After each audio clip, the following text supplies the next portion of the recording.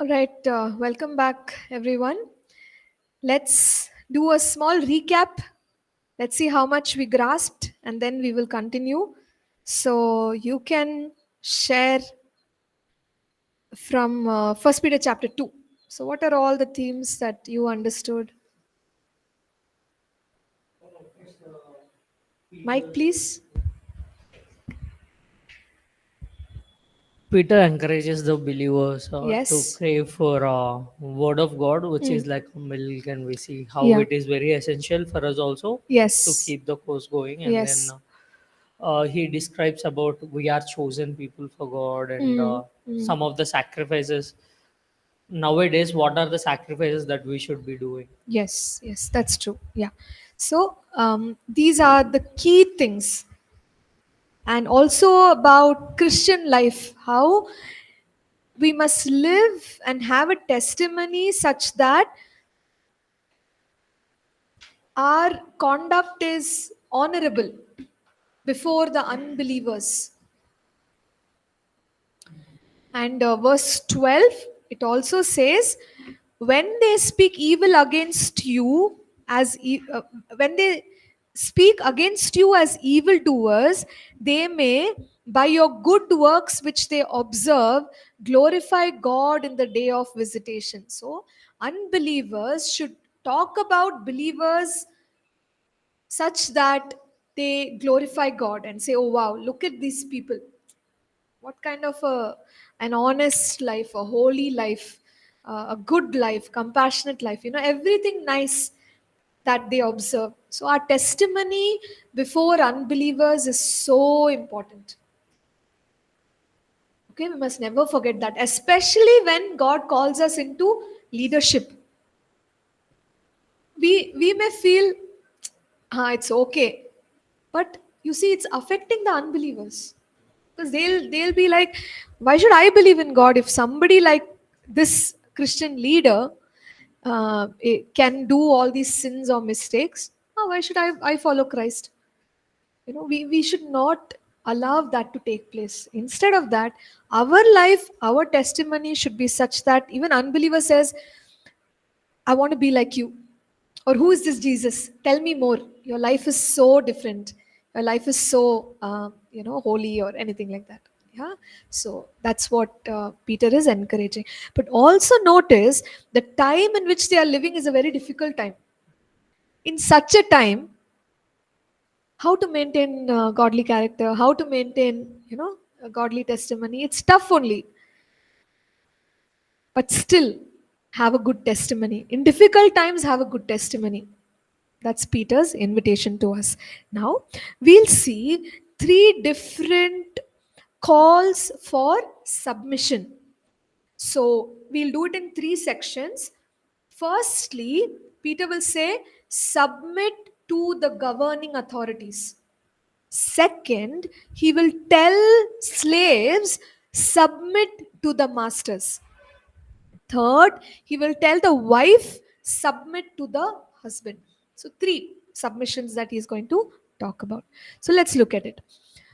So, from verse 13 to verse 17, he says, submit yourself to every ordinance of man for the Lord's sake, whether to the king as supreme or to governors as to those who are sent by him for the punishment of evildoers and for the praise of those who do good. And verse 15 he says, this is the will of God, that by doing good you may put to silence the ignorance of foolish men. So, what is he saying here? He's saying that people in authority, he's using king, governors, that is in his times. Today, we have elected representatives in the government.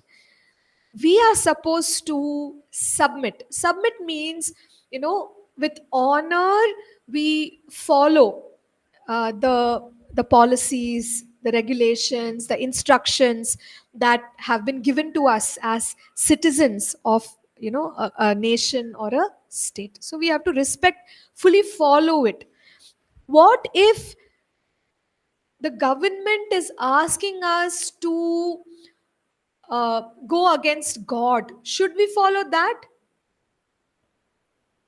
Suppose the government says from today you should not worship Jesus. What about that? Because here Peter is saying, First Peter chapter 2 verse 13, you must submit to the authorities.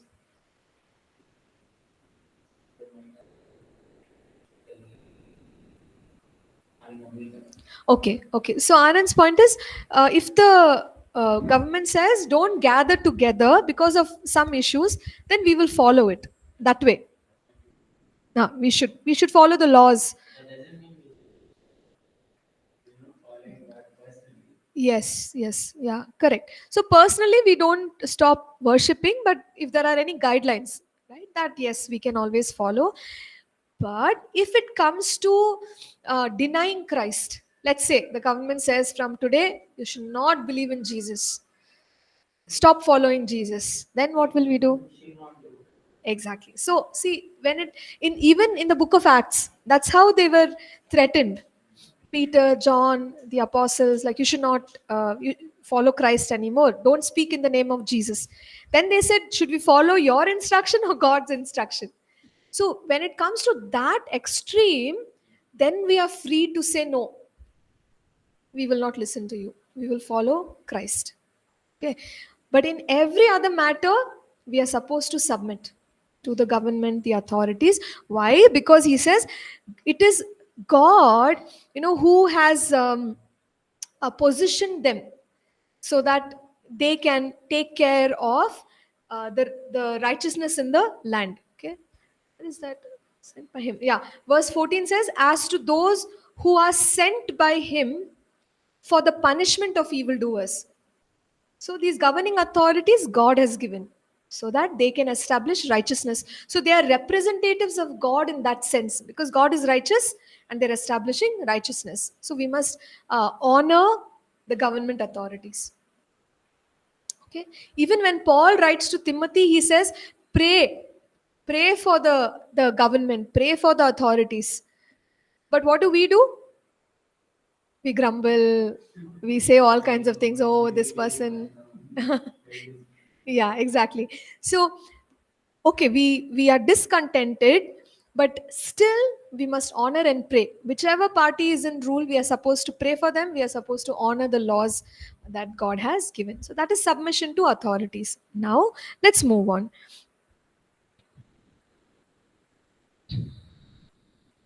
Yeah, before going to the next submission, verse 17 is a beautiful scripture. It says, honor all people, everyone. Love the brotherhood. Brotherhood is believers. We must have a special love for the people of God. Fear God. So he's talking about our position in relationship with different kinds of uh, categories. Honor all people, love the brotherhood, fear God, honor the king or somebody who is in authority, submit, respect. Yeah. And it's not necessary that they are believers because most of the people we know in government authorities, they are not believers, right? But still we have to honor them, we have to respect them, and we have to pray for them. So that's the instruction God has given us. Now let's move on. The next submission here, submission to masters. You will find that he's speaking about masters and slaves, but today we don't have that category. What do we have? Employer, employee. So that's how we are going to apply it. Let's see what he's saying. He says, servants, be submissive to your masters with all fear, not only to the good and gentle, but also to the harsh. So he's saying, employee, you must submit to your boss, superior, with all fear. Fear of whom? Fear of God. Yeah. Not that we are afraid of the people, but we know that God is watching us. So this is an attitude we must carry in the workplace. We are doing our work, yes, for the boss, for the organization, but we're actually doing it more for the Lord. So have the fear of God and do the right thing. And he says there can be two categories of bosses. What is that? Good and gentle. Another category, harsh. So who knows what kind of authority you and I may have to face. But either, even if they're like this, good and gentle or harsh, submit to them. We can't say, oh, you're harsh, I won't submit to you. No, we have to. That's what it's saying. And then he says, look, it is commendable. Commendable means it's worthy of appreciation. If for conscience toward God one endures grief, suffering wrongfully. So this is telling us in the workplace, sometimes we may face a loss or delay, disappointment. But it's not. We are supposed to be promoted. We are supposed to be recognized, but it's not happening. And what has happened to us is wrong. But Peter is saying, I know what is going on is wrong, but in this situation, if you still serve well because of fear of God in your heart, it is worthy of appreciation. Okay, so this is how believers must be in the workplace. Even if we are wronged, you still perform with excellence, because ultimately we are serving the Lord. And we don't say, oh, he's not giving me the promotion, now see how I'll work, I'll show you. Right? That's bad. That's not worthy of appreciation. But even if I'm facing some injustice, I'm still excellent, I'm still doing it in a good way. That is worthy of appreciation. So Peter says, do it properly. Now, we must understand that at the time when Peter was writing this, maybe the people whom the church folks were working for were unbelievers. And they must have been so harsh, because master servant is much more, stronger kind of a relationship. Now we have labor laws. We can immediately say that, no, this is my right or all that. But those days, nothing like that. So they must have faced very harsh treatment. Even then, Peter is saying, you do the right thing, even if you are facing injustice. So it's very tough, actually, what he's trying to say here. In practice, it's very hard, but that's what God is telling us to do. You do the right thing for God's sake. Now let's move on.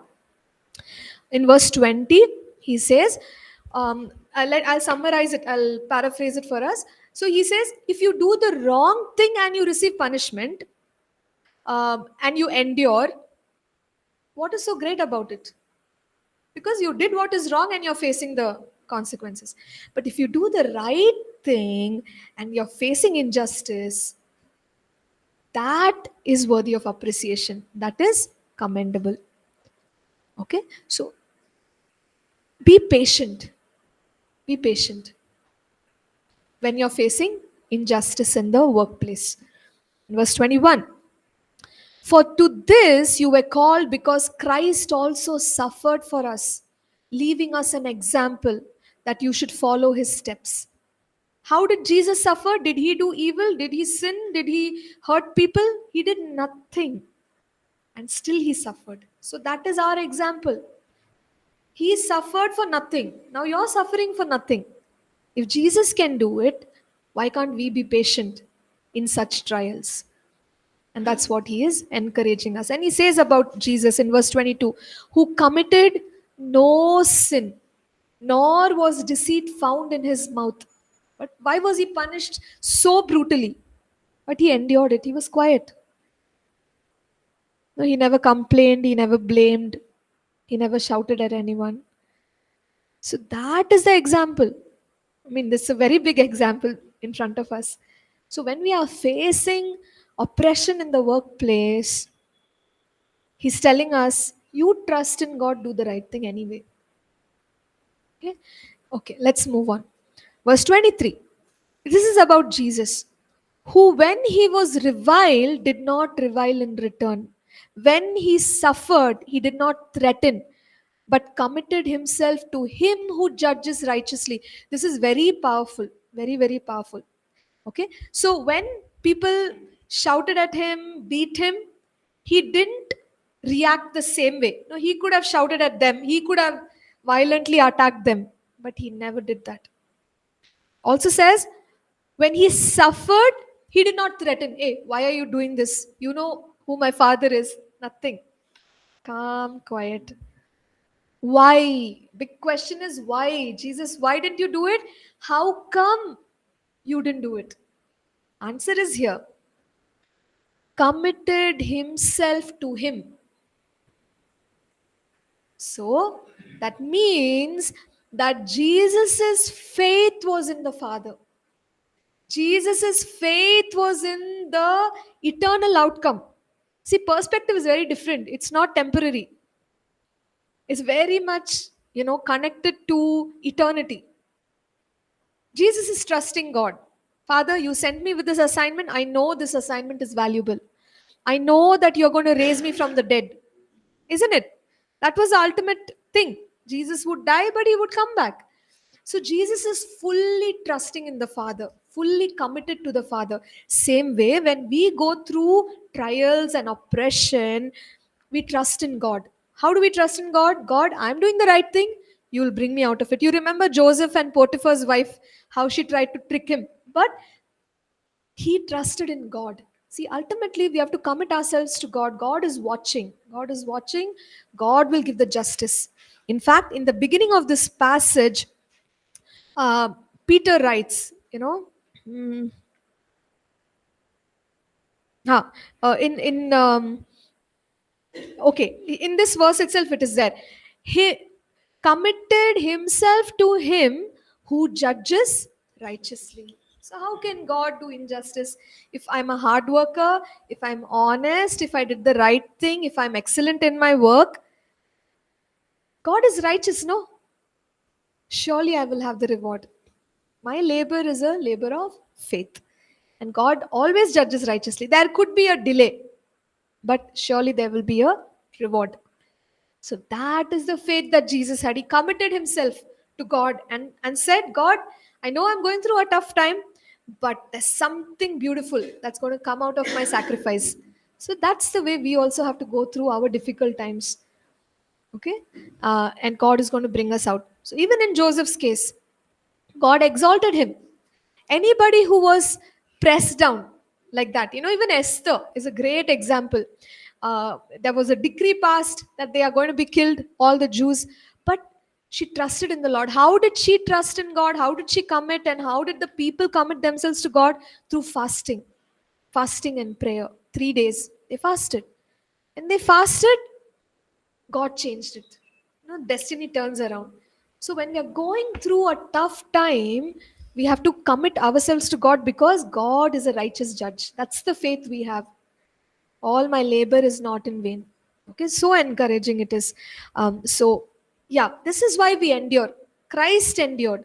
Christ committed himself to God because God judges righteously. Same faith we carry. Verse 24. It's talking about the sacrifice of Jesus. I'm sure you must have read this verse many other places. First Peter 2:24, who himself bore our sins in his own body on the tree, that we, having died to sins, might live for righteousness, by whose stripes you were healed. So he's saying the way Jesus suffered, he suffered in his own body. Okay, that body that God gave him went through so many struggles and pain and torture. You could just describe it in many different ways. So in his own body he suffered, and he was nailed to the cross. So that's what it means, his own body on the tree. That means death on a cross. Why? That we, having died to sins, you remember in Romans we have studied, uh, sin shall not have dominion over you, so that the power of sin over the life of a believer can be broken. So see, this is a very very powerful truth. If we get it, if we get this revelation, we know that we can rise above any sin. No temptation is great enough. Every believer can rise above every sin. That's what it's saying. It's like really powerful. Why did Jesus give his own body on the cross? So that we, having died to sins, a dead man, I've heard pastor share this, like if there's a dead man and if when he was alive, he was alcoholic. Okay, you can't stop him from drinking. Like you try your best, you can't stop him. But if that person passes away, He's dead. Okay, and you keep alcohol all around him. Do you think he'll wake up and drink? Just asking. Sure. No, why? He's dead. Exactly. So the believer is like that. Our old man, dead. Dead to, we are dead to sin. Satan can attract, keep everything around us, attract. Sorry, the man is dead. You can't attract me, Satan. I'm dead to sin. That's what it means. It's like that. There is no power on a dead man. Temptation will not work on a dead man. But that's the truth and a reality of a believer's life. We are dead to sin. If, if it is working, no, we are dead only. Okay, in the sense that old man is dead. According to what Jesus has done, we are new creation in Christ Jesus. But it simply means we are either ignorant, we don't know, so Satan is tricking us to fall into temptation, or willfully we are opening doors. That's what it means. So, actually speaking, every believer is holy. We're already sanctified. We can live a very holy life. But then there are all these other things that we have to break out of. That's the challenge. Okay, so yes, having died to sins might live for righteousness. So that's understood. By whose stripes you were healed. This is talking about healing of every aspect of the person. If we can study Isaiah 53, verses 3 to 5, there we'll understand there is a reference to healing of the emotions, or you could say healing of the soul, healing of the mind, and also healing of the body. So the believer is an overcomer in every sense. Overcomer over sin, overcomer over sickness. That's the reality. And we have to hold on to it. So Jesus did this for us on the cross of Calvary. So, in the context of submitting to government authorities, we must remember the way Jesus submitted himself to the Father during his trial. So that's the point here. And verse 25, he says, "For you were like sheep going astray, but have now returned to the shepherd and overseer of your souls." So, shepherd is what? Shepherd is somebody who protects, somebody who guides, somebody who nurtures.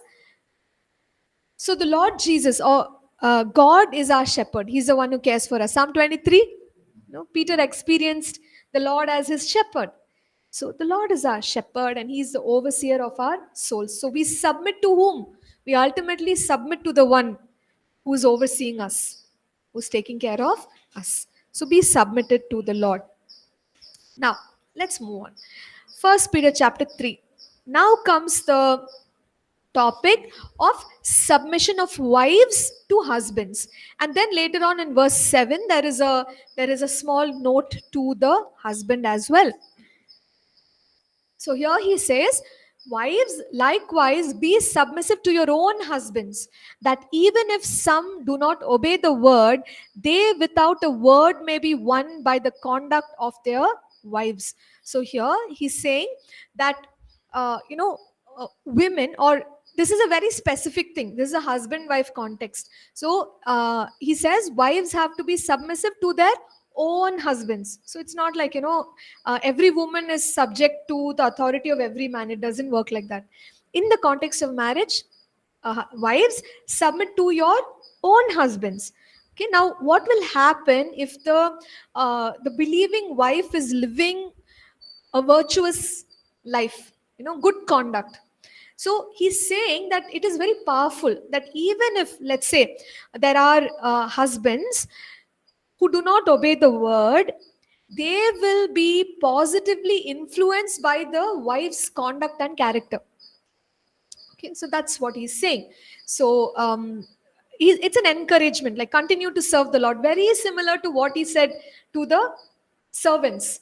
Servants, you do the right thing, submit yourself to God, you do the right thing, and God judges righteously. Very similarly to the wife, you do the right thing no matter what, and hopefully your husband will be won over by your conduct. And then um, he says, about, the value of inner beauty. So in verse 3, he says, "Do not let your adornment be merely outward, arranging the hair, wearing gold, or putting on fine apparel. Rather, let it be the hidden person of the heart with the incorruptible beauty of a gentle and quiet spirit, which is very precious in the sight of God." So it's like an instruction to the women, because particularly for women, I think there's a lot of pressure for beauty and external, appearance and all that. So he says, don't get very sucked into the so-called pressures of, adornment and other things. Maybe during their times, wearing of gold, arranging the hair, fine apparel, these things were important to that culture. Okay, so I'm sure even for today's culture it's something else different. But emphasis on external appearance. Okay, he says, instead of that, why don't you focus on the inner person? Because there is a beauty of the inner person which is more valuable. Okay, let your beauty come from the person that you are. And he says, beauty of a gentle and quiet spirit. How do we understand this? Basically, a trusting spirit upon the Lord. We're trusting in the Lord, right? So that's the inner beauty. And he says the inner beauty is more precious in the sight of God. So how do we interpret this? Do we mean that, women should not do the arrangement of hair, don't wear gold, don't wear fine apparel? What is the meaning of that? Because sometimes it is interpreted in such a way that women are not allowed to wear jewelry or, like fine clothes. So how shall we interpret this? What is the meaning?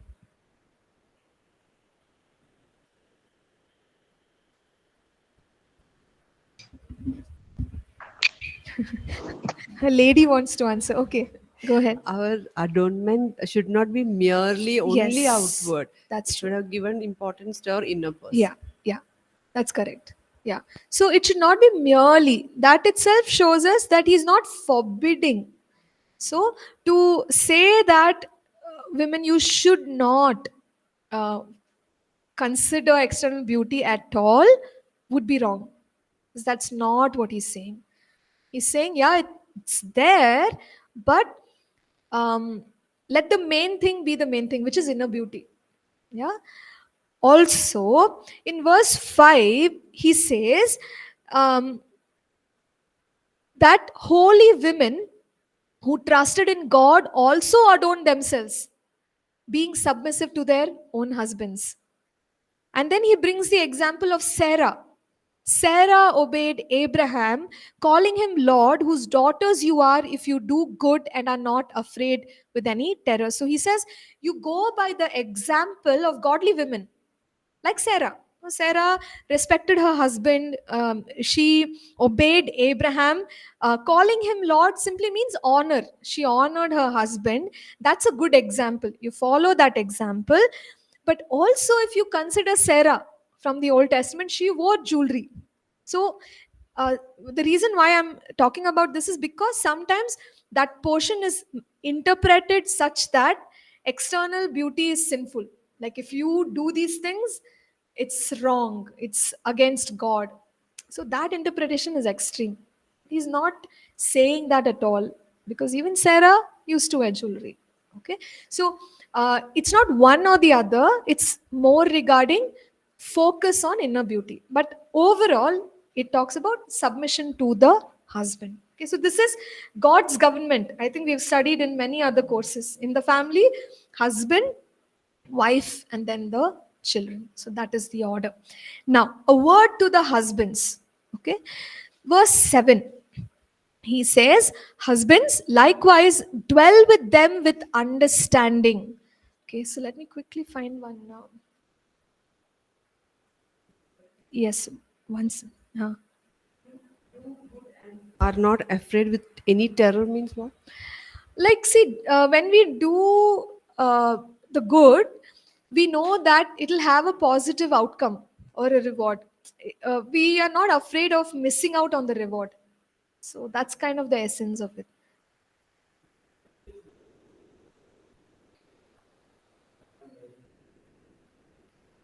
See, if you go back, you remember how they would even marry them, like even Rebecca and all. The tradition was such they were given jewelry.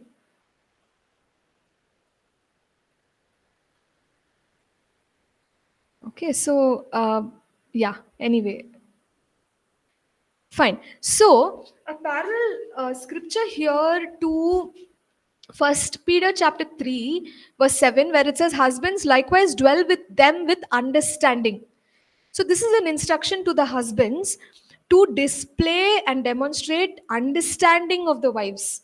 In Proverbs 24, verse 3, it says, by wisdom a house is built, and through understanding it is established. So, the importance of understanding between husband and wife, no, you can't overemphasize it. It's very, very necessary if a couple wants to build a home. So if there is no understanding, you can't, just cannot establish a home. So understanding is key to that husband wife relationship, and especially he's asking the husband. To the wife he's talking more about submission, coming under the authority of the husband, but to the husband he's saying demonstrate understanding,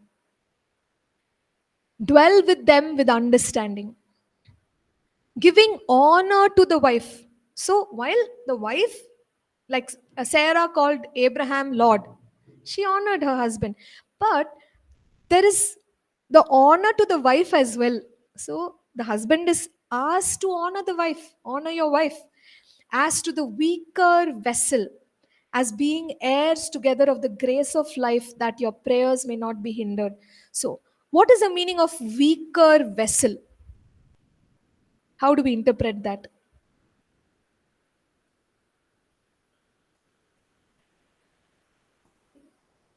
Yes. Yeah. So physically, see, in physical construct, the women are, you could say, weaker in terms of, demonstrating strength, right? Strength, endurance compared to men. That's what it means. But we can't extrapolate it into spiritual or emotional. Sometimes it's interpreted like that, that the women are emotionally weaker. They'll end up making more mistakes. Women are deceived easily. There's another passage.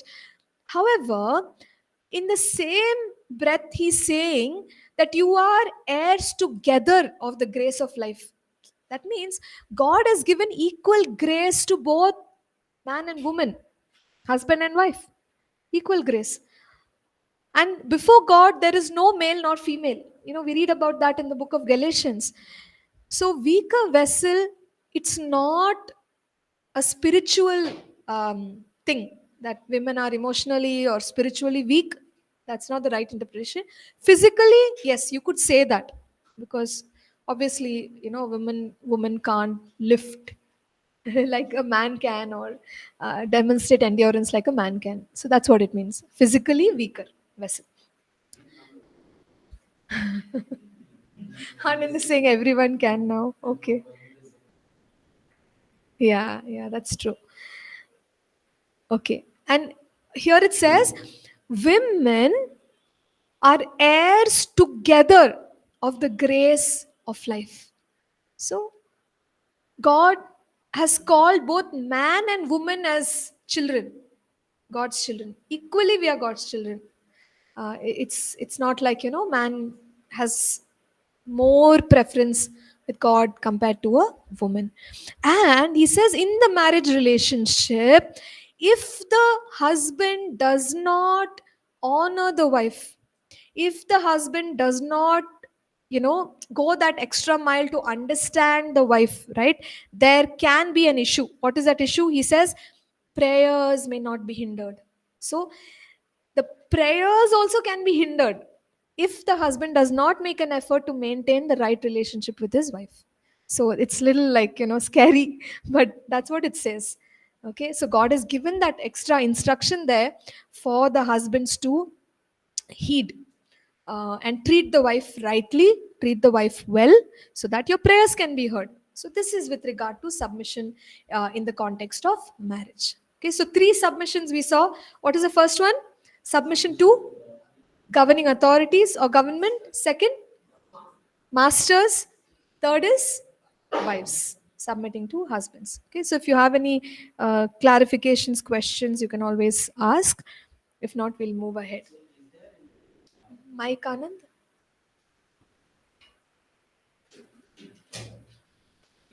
Any measure in the in submission? Measure and submission. Do Bible speak anywhere about Huh? the measure of submission? Because as we are speaking, like Hmm. government, if they are asking to not to believe in Jesus, or something like in between the government officials, or else in between a husband and wife relation, is there Hmm. any measure? Um, me- Their own self hmm. submitting to them. Hmm. See, measure, I'm not sure like how to understand that, but it depends on each situation, isn't it? We Hmm. have to think practically, or See, at all times, think scripturally, okay, because scripture is practical.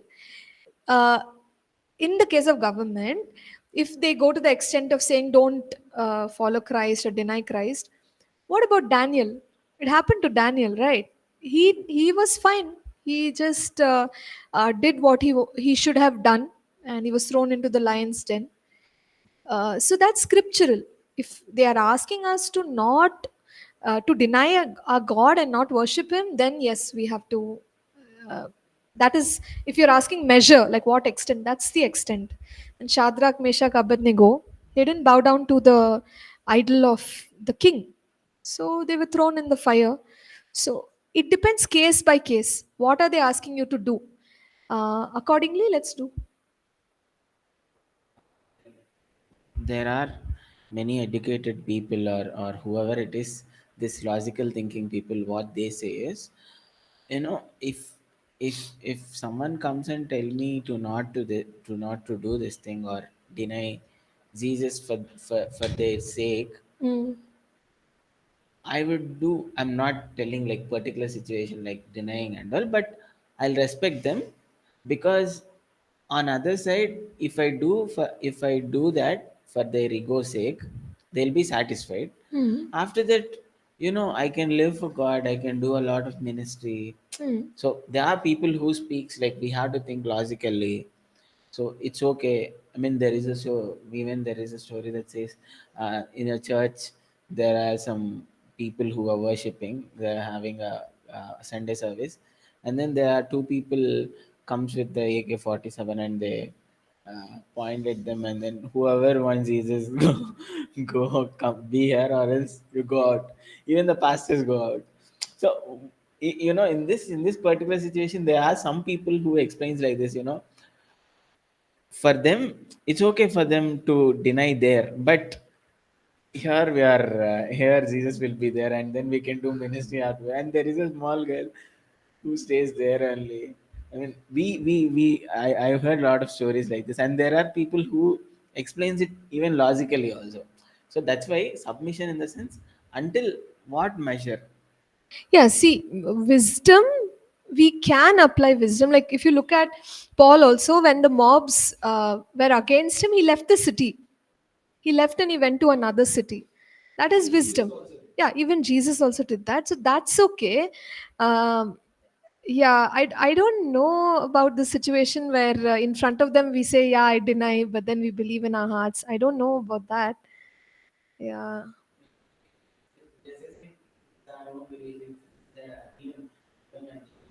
um, which is sacrificed Yeah. food in front of the idols. Mm. So for their sake, as an Indian, as a that secular, I do for them, and then I know my faith. I know me Mm. and my bond with God, my relationship with God. There are people who speaks like this, right? See, in the case of eating food offered to idols, Paul has a clear instruction in in the book of Corinthians.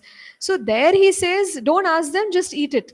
Like they think you don't know and you've eaten it, that's okay. But if they know that you know, then don't eat it. So there is an instruction over there for us to follow. Yeah. So yeah, I think we'll have to apply that as well. See, we can't help it, Anand. There are times when people will get offended. And yeah, I think we should be okay to. Mm, Also, yeah.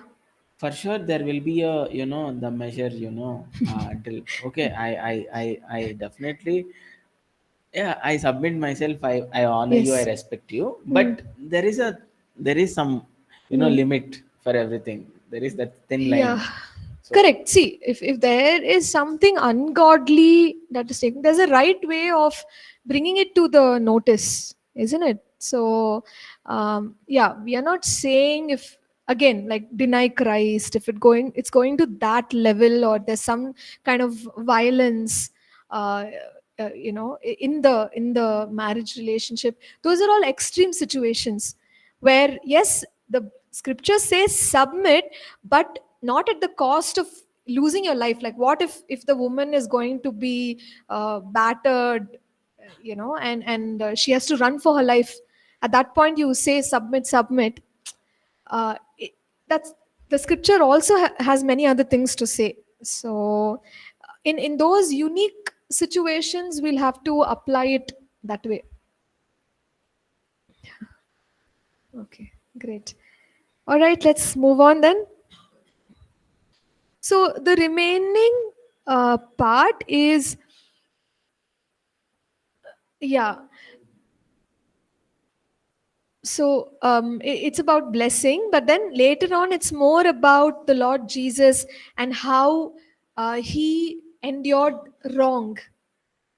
He was ready to suffer. So let's do one thing. Maybe we'll just read through. It's quite easy to understand. If there's something that needs explanation, I'll quickly explain it. Okay. So who would like to read? from verse 8, ma'am. Hmm. First Peter chapter 3 verse 8. Finally, all of you be of one mind, having compassion for one another, love as brothers, be tender hearted, be courteous, not returning evil for evil or reviling for reviling, but on the contrary blessing. Know that you were called to this, that you may inherit a blessing. For he who would love life and see good days, let him refrain his tongue from evil and his lips from speaking deceit. Let him turn away from evil and do good. Let him seek peace and pursue it. For the eyes of the Lord are on the righteous, and his ears are open to their prayers. But the face of the Lord is against those who do evil. Verse 13. And who is he who will harm you if you become followers of what is good? But even if you should suffer for righteous sake, you are blessed. And do not be afraid of their threats, nor be troubled. But sanctify the Lord God in your hearts, and always be ready to give a defense to everyone who asks you a reason for the hope that is in you, with meekness and fear, having good conscience, that when they defame you as evildoers, those who revile your good conduct in Christ may be ashamed. For it is better, if it is the will of God, to suffer for doing good than for doing evil. For Christ also suffered once for sins, the just for the unjust, that he might bring us to God, being put to death in the flesh, but made alive by the Spirit, by whom also he went and preached to the spirits in prison, who formerly were disobedient when once the divine long suffering waited in the days of Noah, while the ark was being prepared, in which a few, that is, 8 souls, were saved through water. There is also an antitype which now saves us, baptism, not the removal of the filth of the flesh, but answer of the good conscience toward God, through the resurrection of Jesus Christ, who has gone into heaven and is at the right hand of God, angels and authorities and powers having been made subject. Okay, thank you for reading. I'll explain the last portion here after the break, but just going up uh, from verse 8 to 12, it's more about living with love with one another. So he uses words like love, tender hearted, courteous, not returning evil for evil, on the contrary, blessing. So, this is how we should live with other believers. And he also talks about the power of the tongue. So, he says, keep your tongue away from evil. Don't speak deceit. Instead of that, pursue peace and seek after peace, because God is looking for righteous people, and the prayers of righteous people, his ears are turned towards the cries of the righteous people. And then he goes on to talk about suffering for doing what is good. Earlier we said it is commendable, isn't it? It is worthy of appreciation if you're doing good and you're still suffering for it. God is just, surely sometime or the other you will receive the reward for your righteousness. So let's stop at this point. Only one highlight would be verse 15. It says, but sanctify the Lord God in your hearts, and always be ready to give a defense to everyone who asks you a reason for the hope that is in you, with meekness and fear. This is a scripture that you may have noticed they use for apologetics. No? Be ready to give a defense for your faith. How to give it? With meekness and fear, meaning in a nice way, not like arguing, fighting with people, but be ready to give an explanation for your faith.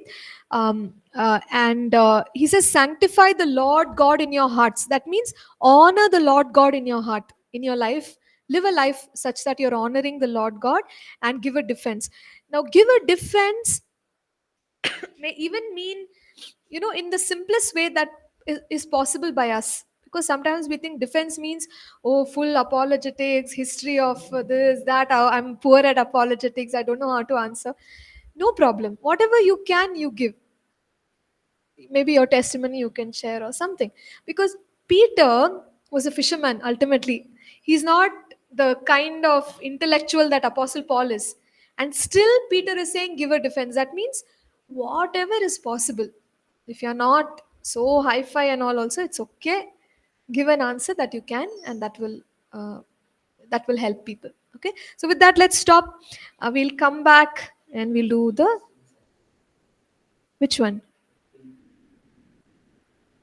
Huh. So I told na, the overall essence is you do good. If you're facing oppression and you're still doing good, it's commendable by God. So that's the essence of what is being spoken here. Yeah. Okay. So let's take a break. We'll come back and I'll start from verse 19.